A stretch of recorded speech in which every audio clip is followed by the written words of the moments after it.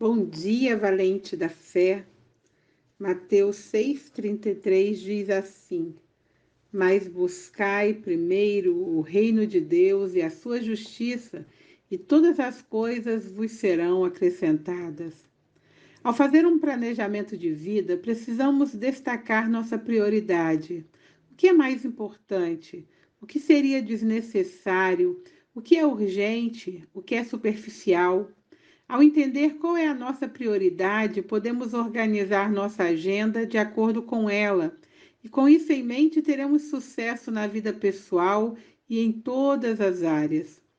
A palavra prioridade, segundo o dicionário, significa condição do que está em primeiro lugar em importância, urgência, necessidade. Algo curioso em relação a essa palavra é que ela não tem plural. Calma que eu não estou viajando e você vai entender, você vai concordar comigo.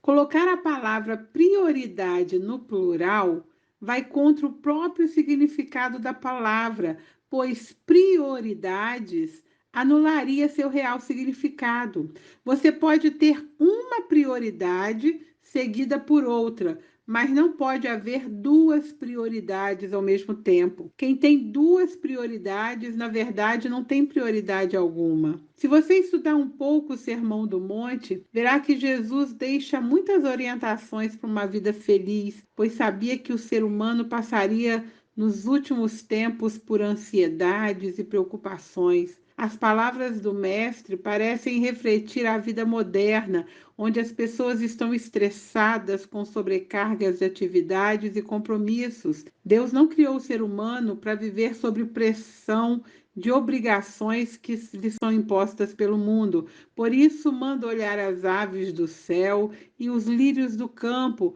para refletir que Deus cuida detalhadamente das necessidades que temos. Com isso, podemos ver que onde você investe o seu tempo define qual é a sua prioridade. Não é difícil saber qual é a prioridade de alguém. Basta uma consulta em sua agenda para descobrirmos o que está em primeiro lugar na sua vida. Aquilo em que depositamos nosso tempo define qual é a nossa prioridade. Se gastamos todo o nosso tempo no trabalho, é evidente que nossa prioridade está em nossa carreira e em nosso desenvolvimento profissional. Se gastamos a maior parte do nosso tempo com entretenimento e distrações, é evidente que nossa prioridade está em nós e em nosso bem-estar. Como alocamos o nosso tempo revela onde está a nossa prioridade. Se falamos que o primeiro lugar em nossa vida é de Deus, mas não passamos tempo com o Senhor, estamos mentindo, pois sempre arranjamos tempo para aquilo que consideramos prioridade em nossa vida. A prioridade define a rotina, os gostos e as atitudes das pessoas. A prioridade virá em primeiro lugar ao organizar a semana, ao pensar sobre as atividades e ao efetuar os planejamentos. Quando colocamos o reino de Deus em primeiro lugar, ou seja, o assumimos como prioridade, mudamos a forma como nos relacionamos com tudo à nossa volta. Nossa prioridade afeta diretamente a forma como vivemos, nos comportamos e existimos, além de trazer significado para a nossa identidade e toda a nossa vida. É normal que passemos mais tempo trabalhando do que lendo a Bíblia e orando, porém, a forma como dispomos o nosso tempo, o horário em que fazemos isso e a intensidade com a qual nosso coração executará tal tarefa demonstram o que é prioritário. Você sempre recorrerá à sua prioridade ao tomar decisões importantes, isso é um fato. Quando pergunto o que você fará no futuro, quais as decisões você tomará e para onde você irá, a quem ou a que você recorre para responder essas questões. É comum perguntarmos às pessoas: quantos filhos você quer ter? E ter como resposta algo como: depende do quanto de dinheiro eu terei no futuro. Ou então, qual profissão você exercerá? E a resposta está diretamente atrelada ao dinheiro.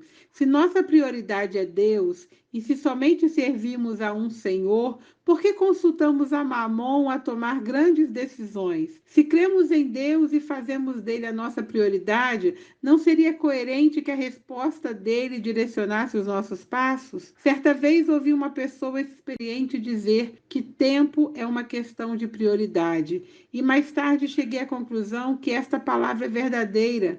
Você tem disposição para tudo o que é de seu interesse. As coisas menos interessantes vão ficando por último e quase sempre não sobra tempo para elas. Muitas pessoas buscam em primeiro lugar as demais coisas e depois querem que o reino de Deus lhes seja acrescentado. Mas não é assim que deve ser. Deus não é nosso empregado para nos servir primeiro e depois receber a honra.